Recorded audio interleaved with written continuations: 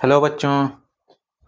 तो आज हम लोग पढ़ने वाले हैं बूलियन अलजेब्रा, एक बहुत ही मजेदार टॉपिक।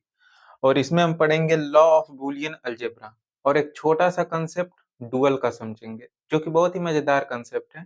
ठीक है। अच्छा, ये जो बूलियन अलजेब्रा है, ये जेईई मेंस के भी सिलेबस में है, नीट में भी पूछा जाता है, आईआईटी जेम और बीएससी में भी है। तो एक बहुत ही इंपॉर्टेंट टॉपिक है बूलियन अलजेब्रा। तो आज समझेंगे कि बूलियन अलजेब्रा होता क्या है।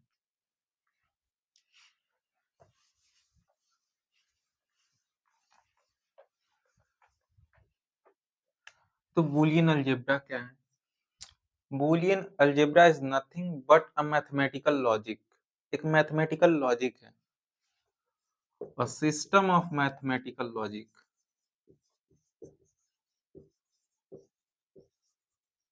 a system of mathematical logic which is used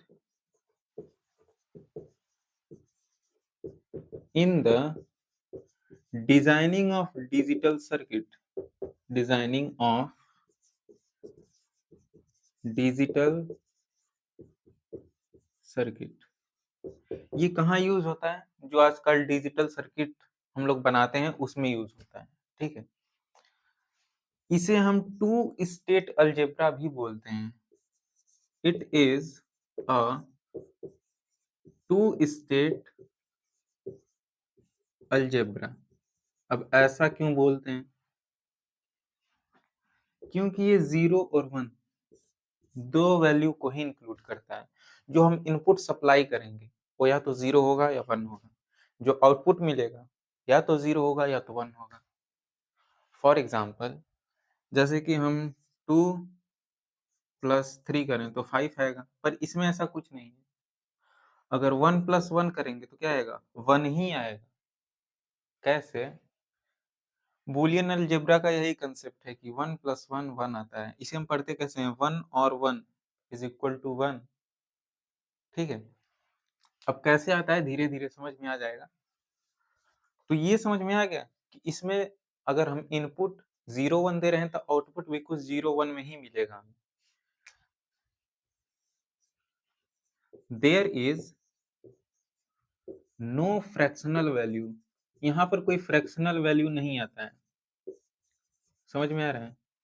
ऐसा नहीं है कि कुछ ऐसे 1/2 करके वैल्यू आएगा। कॉमा, नो डेसिमल वैल्यू, ना ही कोई डेसिमल वैल्यू आएगा। नो स्क्वायर रूट, यहाँ पर कोई स्क्वायर रूट भी नहीं दिखेगा। नो क्यूब रूट, कोई क्यूब रूट भी नहीं दिखेगा। etc। समझ में आ रहा है? अच्छा, ये जो बूलियन अलजेब्रा था, इसको इन्वेंट कौन किया था? तो it is invented by George Boole. ठीक है। इन मे बी 1854 में। ठीक है। ये देख लेना सर। आई थिंक 1854 में इन्वेंट किया गया था, जॉर्ज बूली ने किया था। किसको? बूलियन अलजेब्रा को। तो अब हम बूलियन अलजेब्रा में जो लॉ है उसको समझने वाले हैं। ठीक है।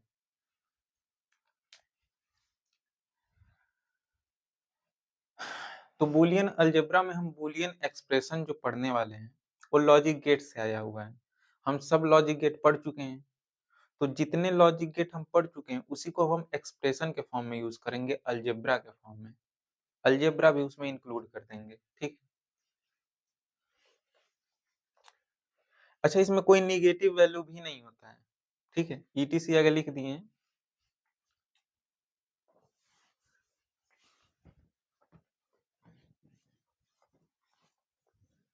तो अब हम देखने वाले हैं लॉ। इसमें जितने भी लॉ हैं 1 बाय 1।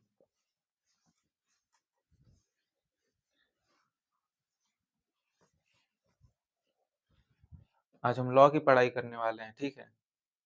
तो आराम से बैठ के देखो सब। मतलब बूलियन अलजेब्रा का लॉ जो है, तो पहला है नल लॉ। अब ये क्या होता है?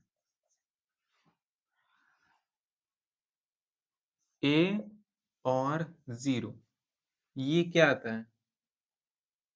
ए आता है। अब कैसे आता है दिखाते हैं।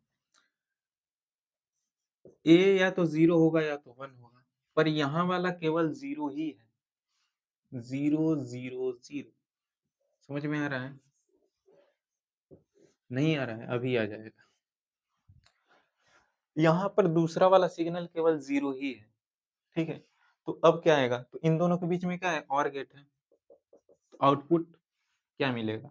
दोनों 0 है तो 0 मिलेगा, अदरवाइज इट इज 1। यहाँ पर एक 1 मिल गया तो यहाँ 1 होगा।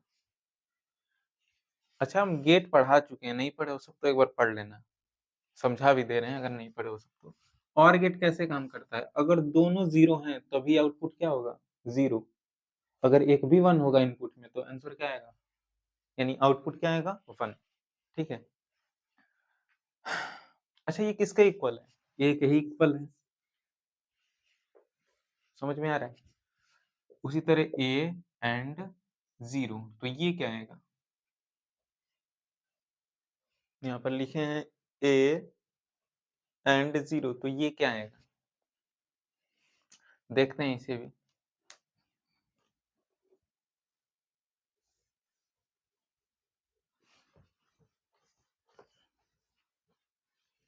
वैसे क्या लग रहा है, क्या आना चाहिए?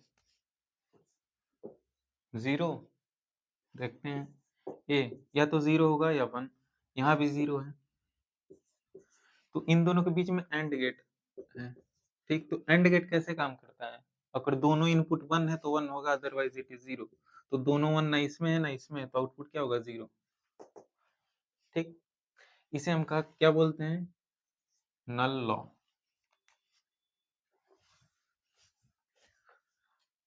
ठीक है। दूसरा आइडेंटिटी लॉ है।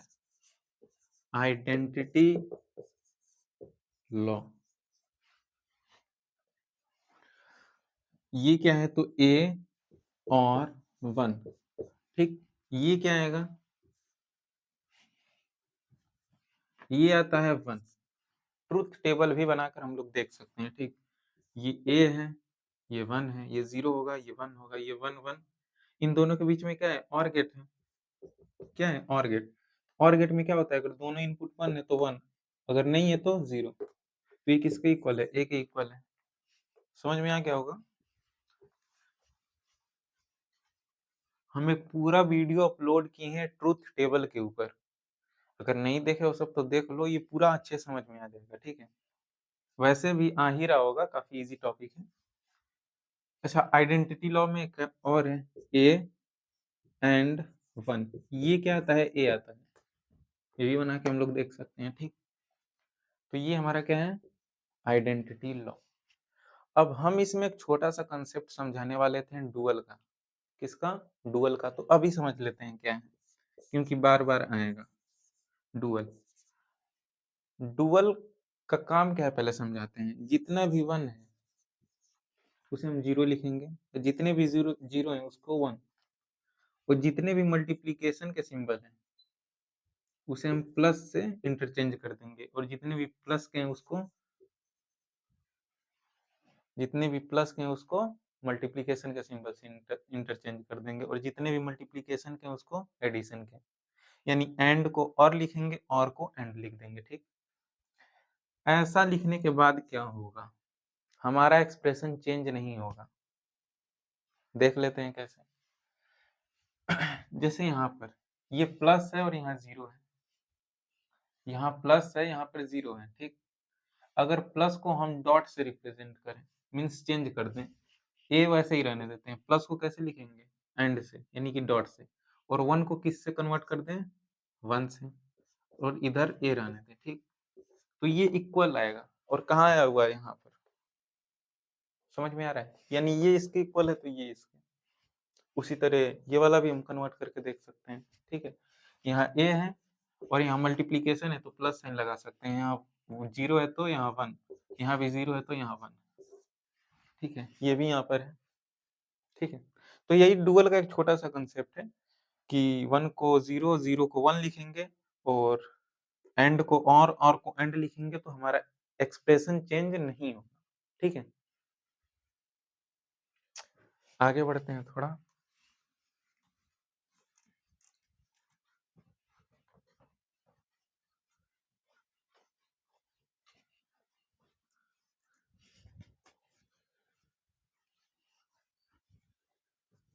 तो हम कितना लॉ पढ़ चुके हैं? 2 लॉ पढ़ चुके हैं, ठीक। तीसरा कॉम्प्लीमेंट लॉ। तीसरा क्या है? Complement law. अब कॉम्प्लीमेंट लॉ है यानी इन्वर्टर से रिलेटेड होगा, नॉट गेट से। तो अगर ए है और यहाँ ए डैश है या ए बार है, एंड नॉट गेट को ऐसे भी दिखाते हैं, ठीक। ए पे डैश या फिर ए पे बार। तो ये क्या है? पता नहीं क्या है। देखते हैं ट्रूथ टेबल बनाकर। ए पे बार, ये 0 और 1 है, तो ए पे बार क्या आएगा? 0 को 1, 1 को 0 में कन्वर्ट कर देगा। इन दोनों के बीच में अब क्या है? और गेट है, ठीक। तो और गेट कैसे काम करता है? अगर दोनों इनपुट 0 रहा तो आउटपुट 0 मिलेगा। अगर इनपुट में कोई भी एक 1 है तो आउटपुट 1। तो यहाँ तो एक 1 मिल गया तो 1 1। तो ये कितना आ रहा है? 1 आ रहा है, तो ये क्या होगा? 1। समझ में आया? इसी तरह हम अगला भी लिख सकते हैं, बस डुअल का कंसेप्ट लगाना है। ए प्लस की जगह क्या लिखेंगे? मल्टीप्लिकेशन का सिंबल। और 1 की जगह क्या लिखेंगे? 0। ये भी क्या है? कॉम्प्लीमेंट लॉ है, ठीक। ट्रूथ टेबल बनाकर देख सकते हैं अगर हम लोग चाहें तो, ठीक। एंड गेट है तो एंड गेट कैसे काम करता है? अगर दोनों 1 हुआ तो 1 लिखेंगे, तो दोनों 1 तो है नहीं, तो 0 0, ठीक है। तो ये क्या आया? 0 आया, ठीक है। तो अगर आता है कि कॉम्प्लीमेंट लॉ को ट्रूथ टेबल से प्रूफ करने को, तो ऐसे हम प्रूफ भी कर देंगे, ठीक है। तो अगले लॉ की तरफ बढ़ते हैं। बहुत ही इजी है, आराम से समझना है, समझ में आ जाएगा।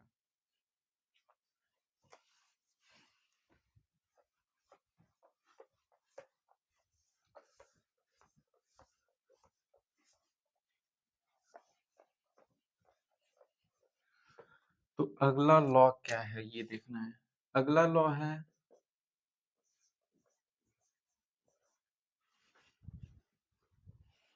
Commutative law.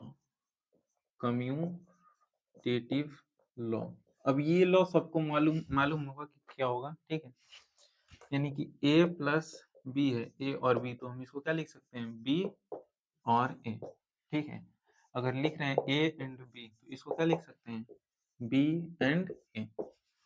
ये वैसे ही है जैसे 2 प्लस 3 को क्या लिख सकते हैं? 3 प्लस 2, या फिर 4 इंटू 2 को क्या लिख सकते हैं? 2 इंटू 4। तो ये क्या कर रहा है? कम्यूटेट कर रहा है। इधर उधर लिखने से कुछ फर्क तो पड़ेगा नहीं।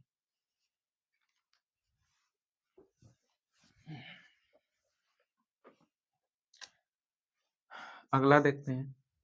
अगला क्या है? Associative law. अब एसोसिएटिव लॉ क्या है?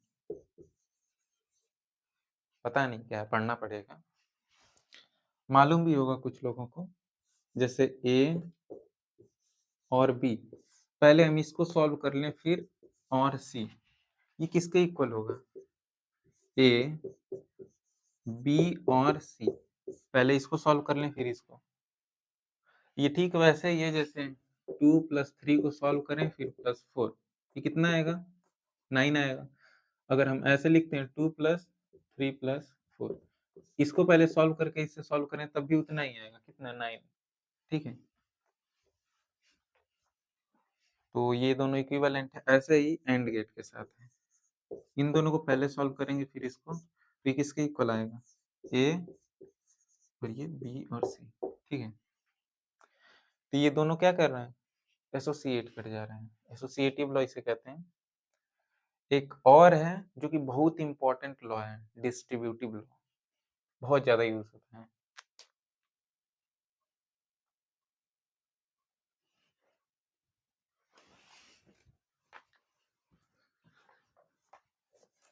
तो अब हम देखेंगे distributive law.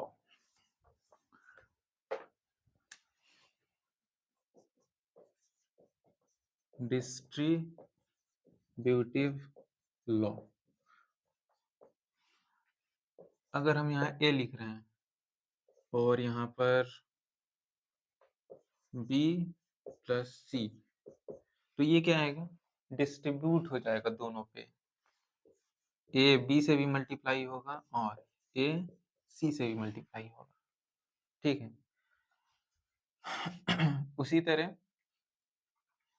A B C इसके इक्वल होगा ए और बी, ए और सी।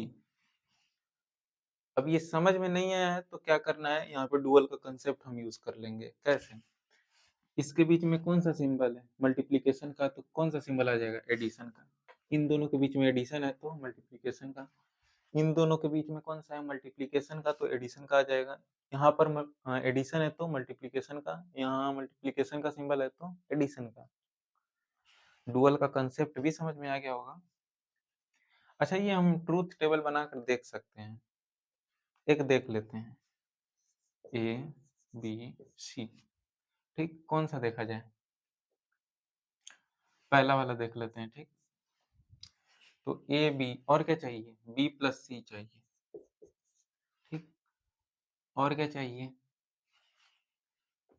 ए ब्रैकेट में बी प्लस सी, और क्या चाहिए, ए बी चाहिए, और क्या चाहिए, ए सी चाहिए, और क्या चाहिए, ए बी प्लस ए सी चाहिए, ठीक। आई थिंक ये बना लोगे सब, हम भी बनाकर एक बार दिखा ही देते हैं।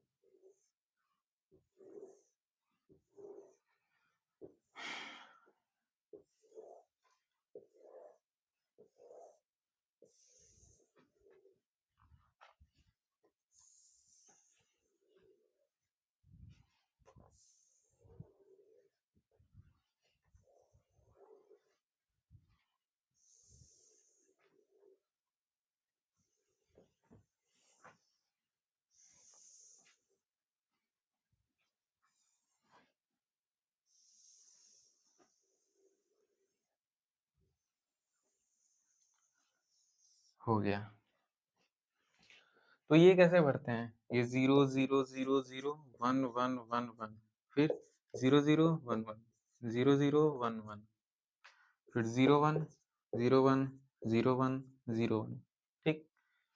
तो ये बी और सी है, यानी इन दोनों के बीच में और गेट है। तो और गेट कैसे काम करता है, अगर दोनों 0 है तो 0, अदरवाइज इट इज 1। यहाँ भी दोनों 0 है, ठीक है। अब ए और बी और सी के बीच में कौन सा गेट है, एंड गेट है। तो एंड गेट कैसे काम करता है, दोनों 1 होगा तो 1 लिखेंगे। तो दोनों 1 कहाँ पर है, यहाँ पर है दोनों 1, ठीक। तो ये 1 होगा, यहाँ भी 1 होगा, यहाँ भी 1 होगा, यानी ये सब 0, ठीक। अब यहाँ B and sorry A and B है, तो ए एंड बी कैसे काम करते हैं, दोनों 1 होंगे तो 1, यानी यहाँ दोनों नीचे दोनों 1 1 है, यानी कि ये 1 ये 1, बाकी सब 0 होगा, ठीक। उसी तरह ए और सी में देखते हैं, दोनों 1 होगा तो आउटपुट हमें 1 मिलेगा, यहाँ पे दोनों 1 है तो आउटपुट क्या मिलेगा, 1। यहाँ भी दोनों 1 है तो आउटपुट क्या मिलेगा, 1, बाकी सब 0। अच्छा, अब इन दोनों के बीच में कौन सा गेट है, और गेट है।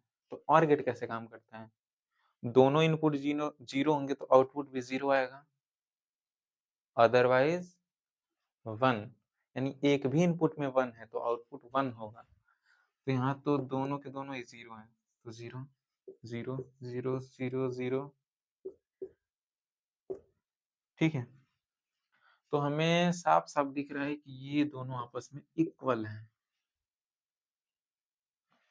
ये दोनों आपस में कॉलम क्या है, इक्वल है, इसका मतलब ये सही है, ठीक है, ये वाला। उसी तरह ये भी बना के देख लेना सर, हो जाएगा। तो अब हम देखेंगे अपना अगला थ्योरम, ठीक है, या अगला लॉ, डिस्ट्रीब्यूटिव लॉ।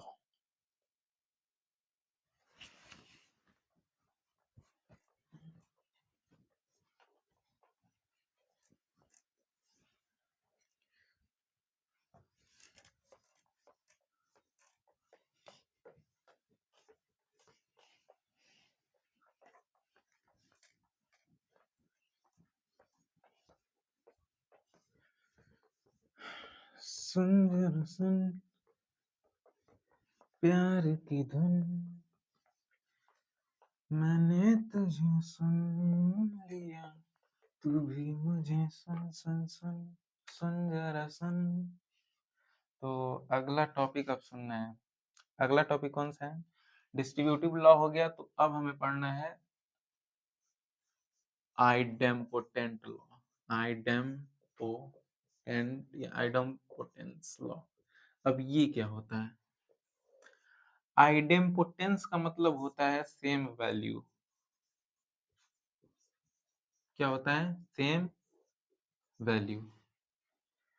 अगर हम a और a लिखें तो ये क्या आएगा? a के ही इक्वल आएगा। अगर a एंड a लिखें तब भी क्या आएगा? a।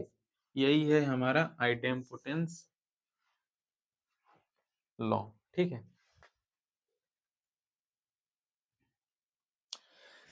ये इसके बारे में ज्यादा सोचना नहीं, ये तो काफी इजी है। जैसे a को 0 1 लिख सकते हैं, उसी तरह दूसरा भी क्या है? a ही है, यानी ये भी 0 1 होगा। तो अगर a एंड a लिख रहे हैं, तो दोनों अगर 1 है तो 1 लिखेंगे, अदरवाइज इट इज 0। समझ में आ रहा है? उसी तरह इधर a एंड a लिखेंगे तो क्या होगा? अगर दोनों 0 हैं तो 0, अदरवाइज इट इज 1। तो ये दोनों आपस में इक्वल है और ये एक ही इक्वल है। ठीक है, तो ये क्या है? आइडेम्पोटेंस लॉ।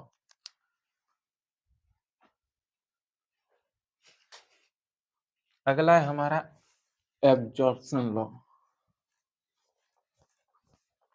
अगला क्या है? Absorption law.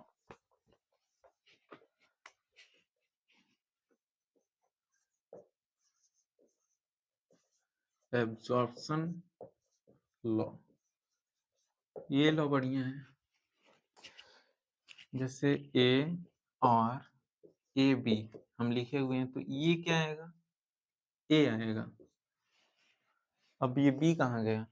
उड़ गया। ये बी कहाँ गया? उड़ गया। मीन्स ऐसे लिखा हुआ है तो ये ए के ही इक्वल आएगा। ट्रुथ टेबल बना के देखते हैं। जैसे ये ए है और हमें क्या चाहिए? बी चाहिए। और क्या चाहिए? ए एंड बी चाहिए, और ये तीनों चाहिए, ए और ए बी। ठीक,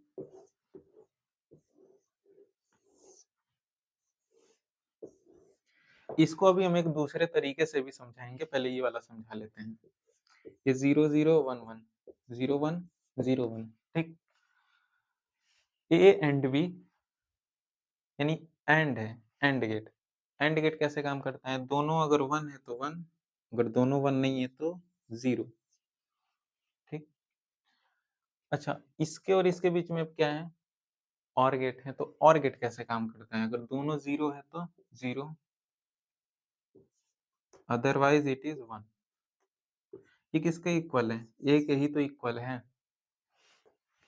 ठीक है, इसको दूसरे तरीके से समझते हैं। यहाँ पर हम डिस्ट्रीब्यूटिव लॉ यूज कर सकते हैं। अगर हम ए कॉमन लें तो इधर क्या बचेगा? 1 बचेगा, और इधर क्या बचेगा? बी। ठीक, यहाँ पर हम आइडेंटिटी लॉ यूज कर लेंगे। आइडेंटिटी लॉ क्या था? 1 प्लस ए, ये किसके इक्वल था? 1 प्लस ए किसके इक्वल था? 1 के ही इक्वल था। तो यहाँ ए इंटू ए, ये भी एक आइडेंटिटी लॉ है, तो ये क्या आ जाएगा? ए के इक्वल आएगा। ठीक है,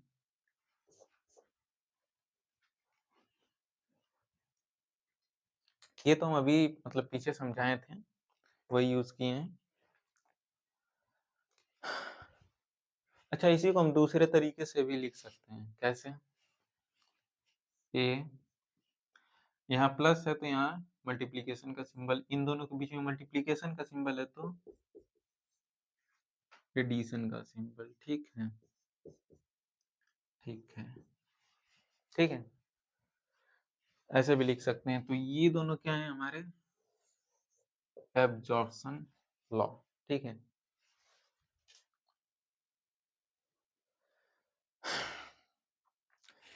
इसका भी ट्रूथ टेबल बना के देख लेना, सब हो जाएगा।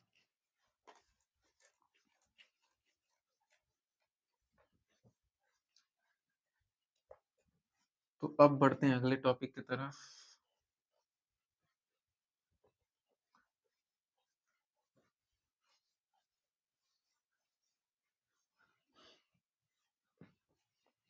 एब्जॉर्प्शन लॉ तो हो गया।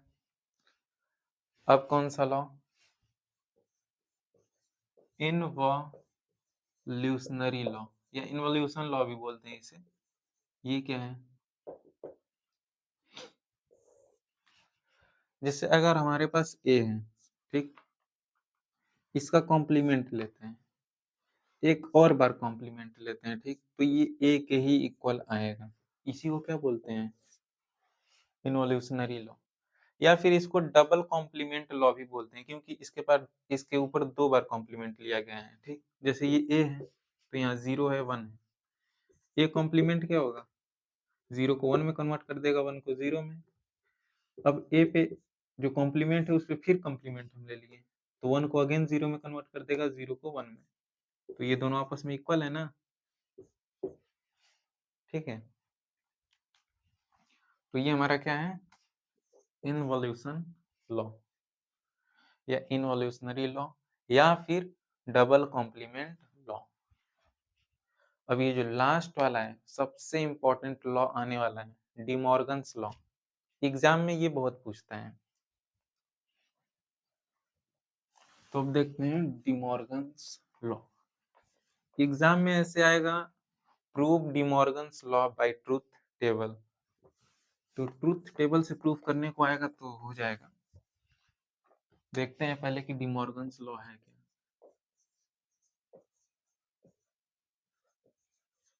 डिमॉर्गन्स लॉ, ठीक। अगर ए एंड बी पर कॉम्प्लीमेंट है तो ये किसके इक्वल होगा? ए कॉम्प्लीमेंट और बी कॉम्प्लीमेंट के इक्वल होगा, ठीक है।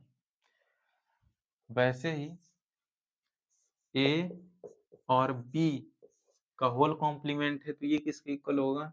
ए कॉम्प्लीमेंट एंड बी कॉम्प्लीमेंट के इक्वल होगा, ठीक है। तो इन दोनों को हम ट्रूथ टेबल बना के प्रूफ कर सकते हैं। जैसे पहला वाला कर देते हैं, ए बी, और क्या चाहिए? ए कॉम्प्लीमेंट चाहिए, बी कॉम्प्लीमेंट चाहिए, ठीक। और क्या चाहिए? ए इंटू बी चाहिए, फिर ए इंटू बी का कॉम्प्लीमेंट भी चाहिए, फिर ए कॉम्प्लीमेंट और बी कॉम्प्लीमेंट भी चाहिए। ये ट्रूथ टेबल तो बनाने आ गया होगा।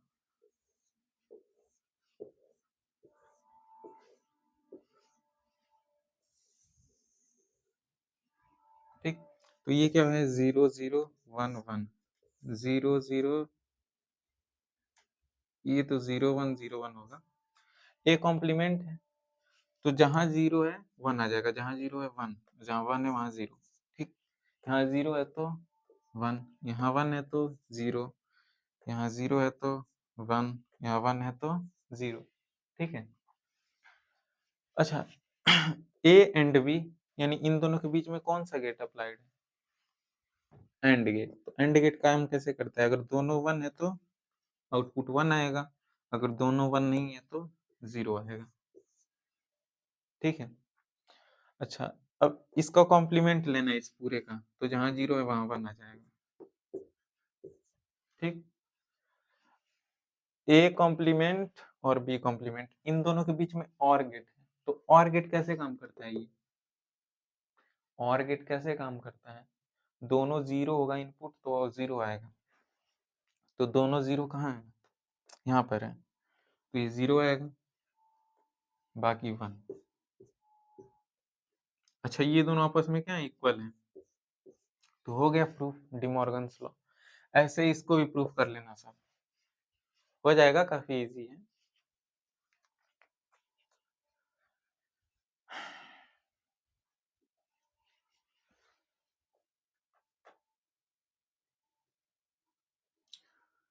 तो बढ़ते हैं आगे, डी मॉर्गन्स लॉ। ये अक्सर एग्जाम में पूछ देता है, डी मॉर्गन्स लॉ।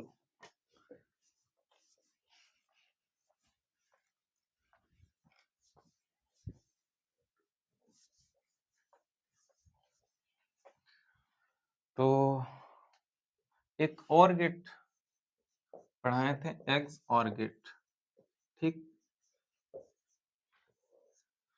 एग्स और गेट को रिप्रेजेंट कैसे करते हैं, ए एग्स और बी, ठीक है। अब इसको बूलियन एक्सप्रेशन के फॉर्म में ऐसे भी लिखते हैं, ए बी पे कॉम्प्लीमेंट प्लस बी ए पे कॉम्प्लीमेंट, या फिर ए कॉम्प्लीमेंट बी, ठीक है। तो इसको भी ट्रूथ टेबल बनाकर हम लोग देख सकते हैं सही है या फिर नहीं, ठीक। इसको भी कर दिया जाए, ए बी, ठीक। और क्या चाहिए, ए कॉम्प्लीमेंट, और क्या चाहिए, बी कॉम्प्लीमेंट। अच्छा, ये भी चाहिए, ए एग्स और बी, और क्या चाहिए, ए बी पे कॉम्प्लीमेंट, और क्या चाहिए। अच्छा, ये नहीं होगा, ठीक है। और ए बी कॉम्प्लीमेंट और ए कॉम्प्लीमेंट बी, कुछ ज्यादा ही आगे चला गया।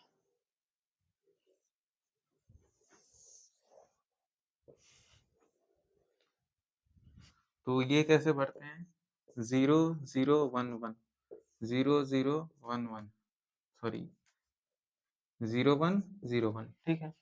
ए कॉम्प्लीमेंट है यानी कि 1 1 0 0, बी कॉम्प्लीमेंट है यानी कि 0 है तो 1, 1 है तो 0, ठीक। अब ये कौन सा गेट है, एग्स और गेट। तो एग्स और गेट कैसे काम करता है, अगर 1 ऑड टाइम्स है तो 1 आएगा, अगर 1 इवन टाइम्स है तो 0 आएगा, ठीक।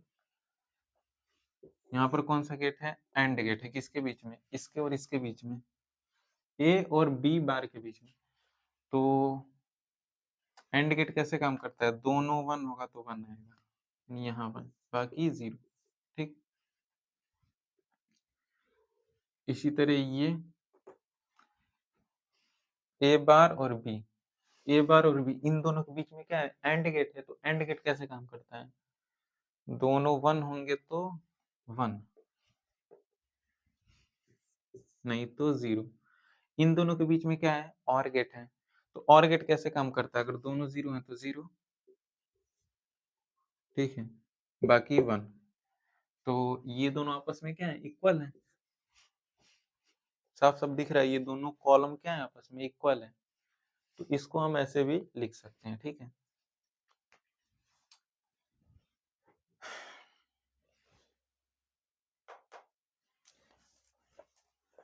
इसी तरह एक और गेट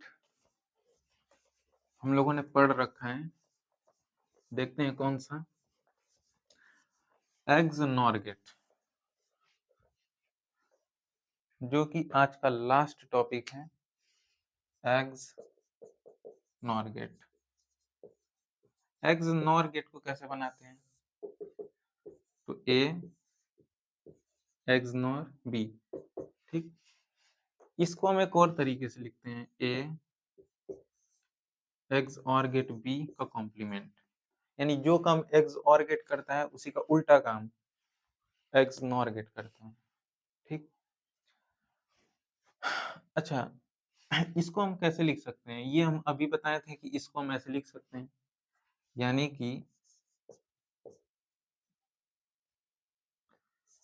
एग्स नॉर गेट को कैसे लिख सकते हैं, ए एग्स और बी कॉम्प्लीमेंट, यानी इसके जगह हम क्या रख सकते हैं, ये पूरा रख सकते हैं, इसके जगह ये पूरा रख सकते हैं, ठीक। तो क्या आएगा, A B bar A bar B, इस पूरे का क्या है, कॉम्प्लीमेंट। तो यहाँ पे अब हम लोग डिमॉर्गन लॉ यूज करेंगे, क्या, डिमॉर्गन्स लॉ। तो अब क्या आएगा, डिस्ट्रीब्यूट हो जाएगा, ए बी पे कॉम्प्लीमेंट होल कॉम्प्लीमेंट, यहाँ प्लस सिंबल है तो यहाँ मल्टीप्लीकेशन सिंबल, ये दोनों पे डिस्ट्रीब्यूट हो जाएगा, ए बार बी पे होल बार, ठीक। अच्छा, अगेन यहाँ पर हम क्या यूज करेंगे, डिमॉर्गन्स लॉ। तो इन दोनों के बीच में मल्टीप्लीकेशन का सिंबल है, तो अब किसका सिंबल आएगा, प्लस। बी पे पहले से ही बार है, एक और बार आ जाएगा, हाँ मल्टीप्लीकेशन का सिंबल। इन दोनों के बीच में मल्टीप्लीकेशन का सिंबल है, तो किसका सिंबल आ जाएगा, और का, और बी पे कॉम्प्लीमेंट। ठीक, अच्छा बी के मतलब बी के कॉम्प्लीमेंट का कॉम्प्लीमेंट है, तो ये क्या आएगा, बी आ जाएगा, ये ए और ये बी का कॉम्प्लीमेंट। ठीक, अच्छा इसको अब हम लोग डिस्ट्रीब्यूट करेंगे, तो ये तो आता होगा, इसको इससे मल्टीप्लाई करेंगे तो ए बार ए प्लस ए बार बी बार, फिर इसका इससे करेंगे तो बी ए, फिर बी का इससे करेंगे तो बी बी बार। ठीक है, बी का बी बार से मल्टीप्लाई करेंगे, ये क्या आएगा, जीरो। कैसे, कॉम्प्लीमेंट लॉ से, कॉम्प्लीमेंट लॉ यही था ना, ये क्या था, ये जीरो आएगा, ये क्या आएगा, जीरो। तो ये ए बार बी बार प्लस, अच्छा यहाँ पे कम्यूटेटिव लॉ यूज करेंगे तो ए इंटू बी भी लिख सकते हैं। अच्छा ये अगेन क्या आएगा, जीरो, तो ये किसके इक्वल आया, इधर लिख देते हैं। तो इसको सॉल्व करेंगे तो आएगा ए पे बार बी पे बार और ए बी। ठीक, यानी कि इसको हम ऐसे भी लिख सकते हैं। ठीक है,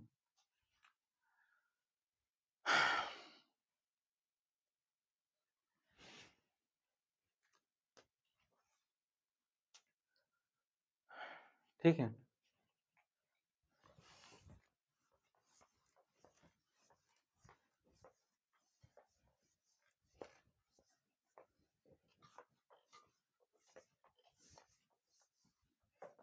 तो लॉ का पढ़ाई खत्म हो चुका है, मतलब जो बूलियन अलजेब्रा में लॉ था, तो कौन कौन सा, पहला नल लॉ, और क्या, आइडेंटिटी लॉ, और कौन सा, कॉम्प्लीमेंट लॉ, और कौन सा, चौथा कम्यूटेटिव लॉ, और फिफ्थ क्या था, डिस्ट्रीब्यूटिव लॉ था शायद, कि एसोसिएटिव लॉ, एसोसिएटिव लॉ था। ठीक, और सिक्स्थ क्या था, डिस्ट्रीब्यूटिव लॉ,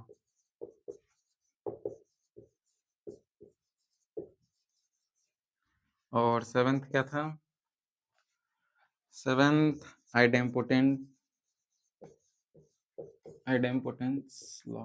ठीक, और क्या था, एट्थ, एट्थ था एब्जॉर्प्शन लॉ। ठीक, और भी कोई था नाइन्थ, एक था इन्वोल्यूशनरी लॉ। ठीक, और टेंथ सबसे इंपॉर्टेंट था एक, डी मॉर्गन्स लॉ।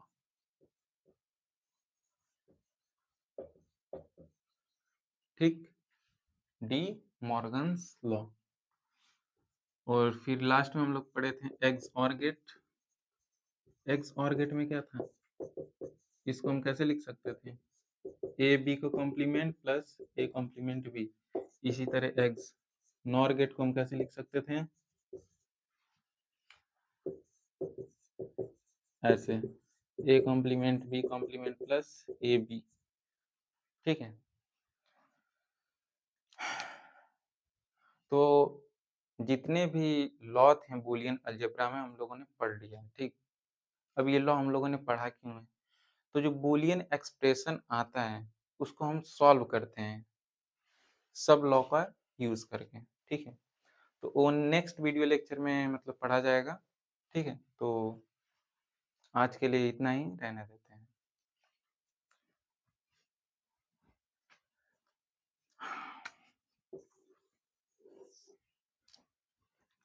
चला जाता हूँ किसी की धुन में